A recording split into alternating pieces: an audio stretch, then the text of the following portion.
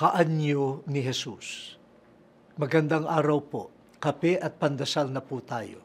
Ito po si Cardinal Chito Tagle.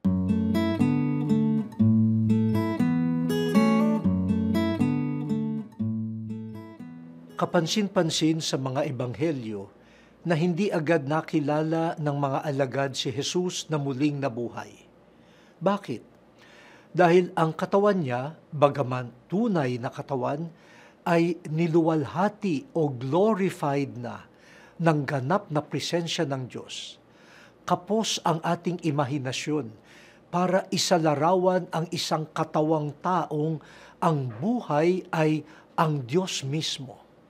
Kaya sa ordinaryong pagtingin, hindi iisipin ninuman na si Jesus ang kanyang kaharap.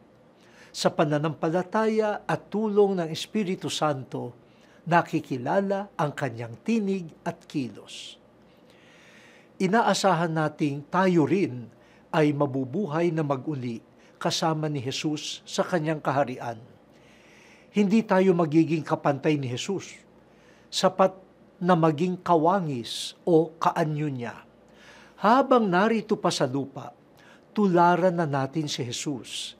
Isapuso ang kanyang salita at halimbawa, tulad ng ginawa ni San Esteban at marami pang mga banal at martir. Kapag ibinukas natin ang ating pagkatao kay Jesus, tayo ay magiging kaanyo o kamukha niya. Baka hindi ka na nga makilala ng iba.